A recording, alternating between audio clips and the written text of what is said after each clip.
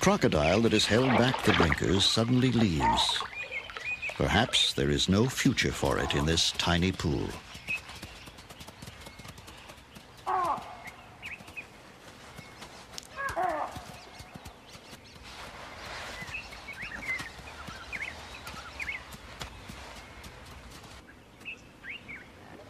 The mother has made up her mind.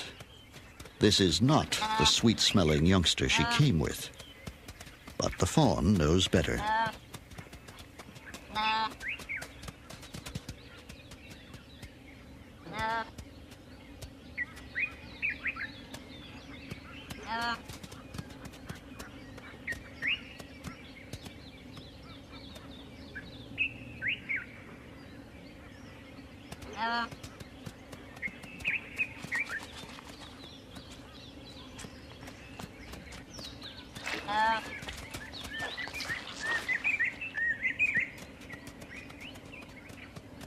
The little impala is persistent. Soon the mud will wear off, and the mother will again accept her.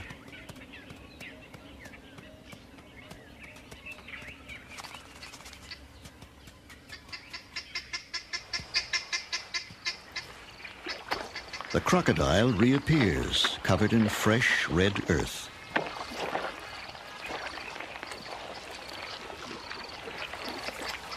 She thrusts her head into the mud and swings it from side to side.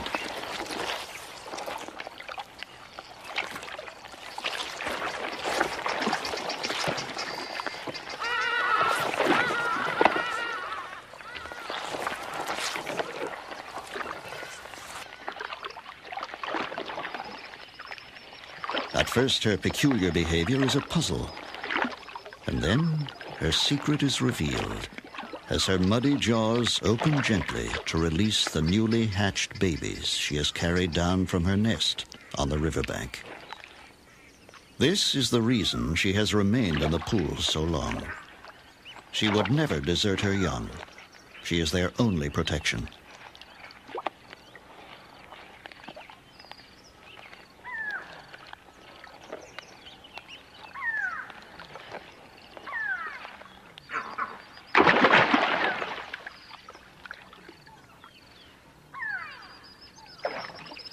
But between predators and the thick mud, there is no chance for the little crocs. And all will die within an hour.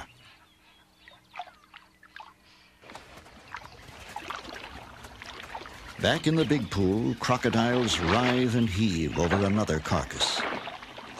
And once again, hippos are amidst the frenzy. There's nothing for them to eat, yet something attracts them here.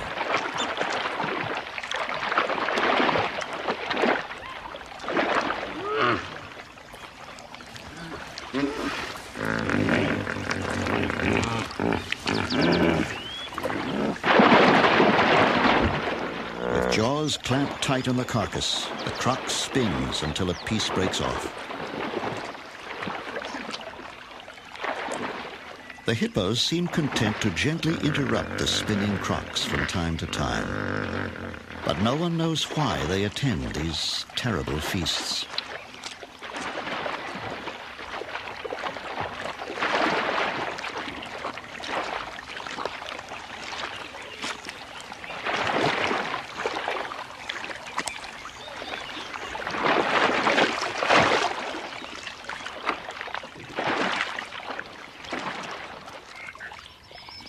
For 9 months, little rain has fallen, and the animals risk death for water.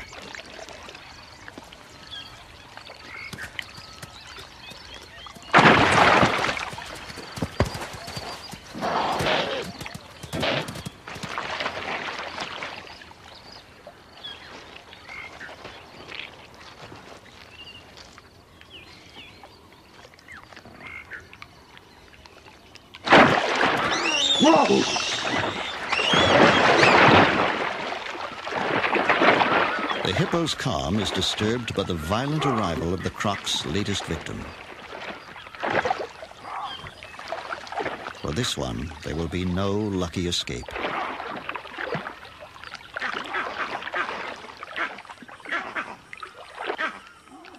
The baby hippo is already wedged deep among crocs, close to the impala carcass and the biggest crocs in the pool. The mother then does a strange thing. Rousing herself to investigate the scene, she pushes her baby almost onto the impala and then retreats, leaving her calf between these jaws and the meal. The mother's presence is enough to ensure her safety, though baby seems less certain. But the mother knows they wouldn't dare, and she drifts back into the secure slumbers of the strong.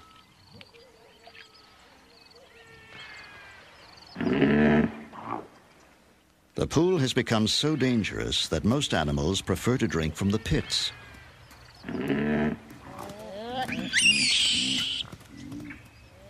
But a fierce comedy of survival results when so many are desperate for water.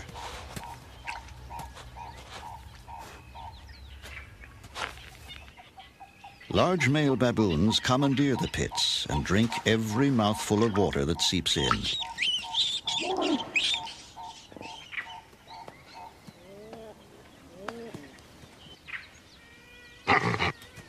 They can scare off most animals, but sharp horns have the advantage, and the baboon reluctantly gives way.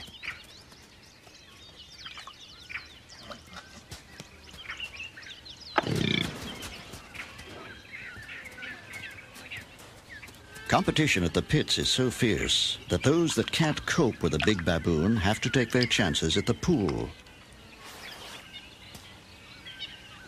A nursing mother must have water, but she takes a terrible risk to get it.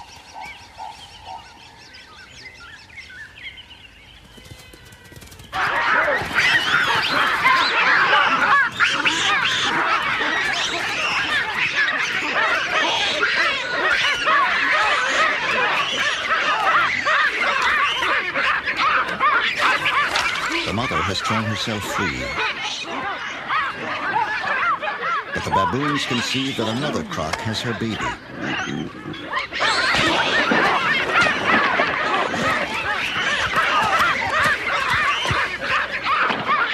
The croc will lose its prize to the others unless it leaves the pool.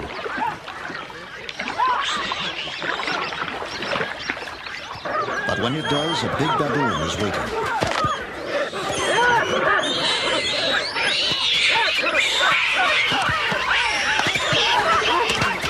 The croc drops the baby,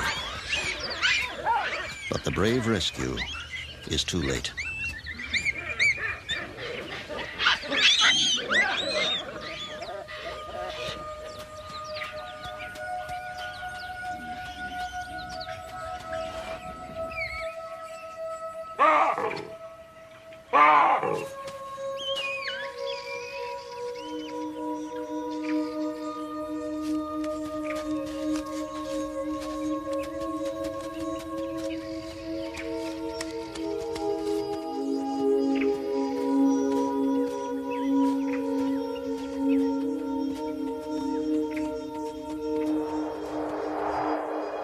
The drought continues. It has become the worst in living memory.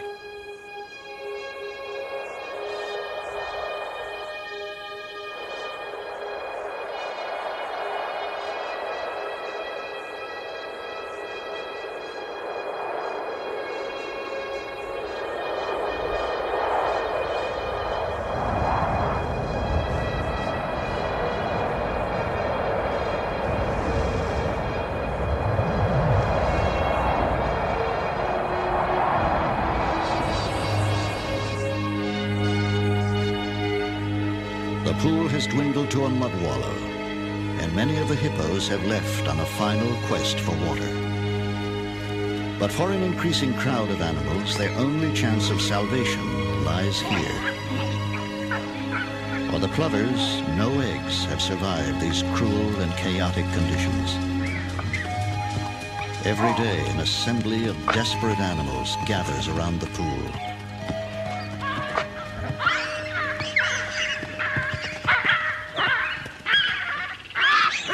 These baboons, who are seldom peaceable, reach new levels of aggression among themselves. Even mothers with small babies do not escape the brutal bullying.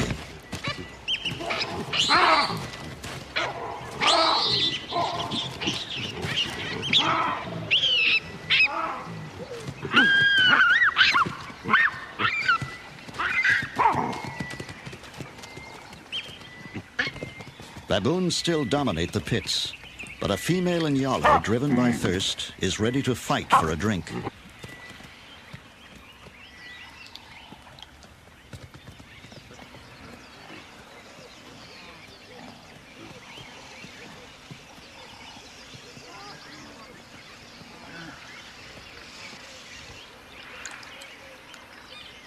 Each day now, a few baboons appear with blood on their hands. Their victims are impala fawns. Some are orphans of the drought, others only temporarily lost and alone. Trusting and totally defenseless, they are easy prey for a strong male baboon.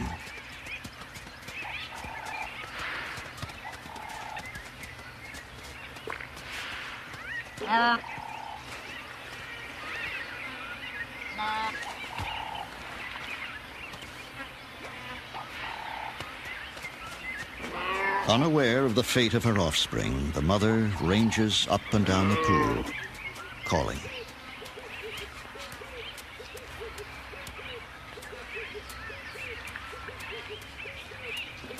A hungry warthog roots around for choice pieces of rotting catfish, while a kudu, heedless of the crocs, drinks the mud.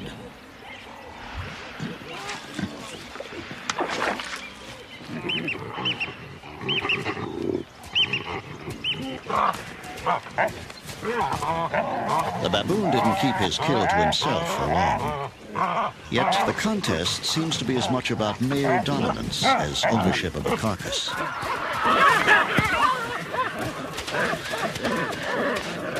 Meanwhile, the warthog sees a good opportunity. She's a little slow and no match for an agile baboon.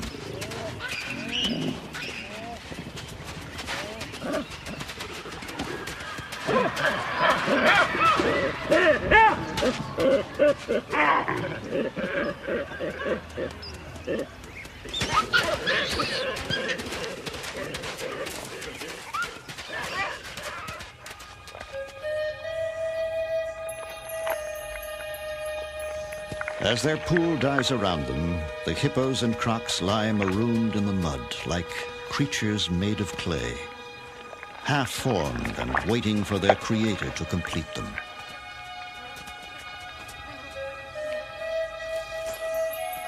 A baboon risks all on a thin crust of mud as she searches for puddles on the surface, while all around her lie more than 100 crocodiles, indistinguishable from the mud.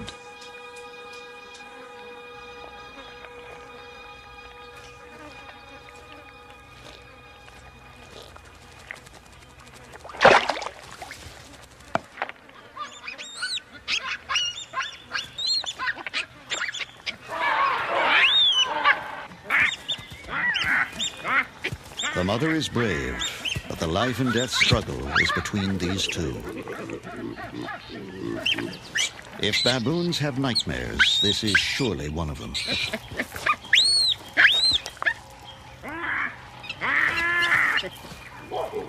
Torn between terror and wanting to help, the mother is unable to rally any support.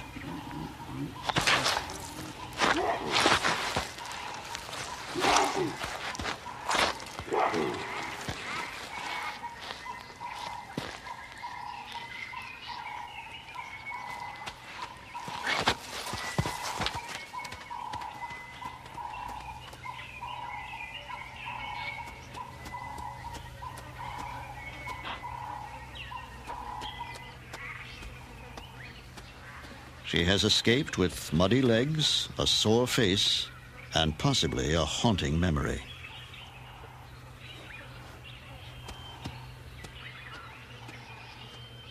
Right now, she needs some hands-on grooming, but there is none to be had.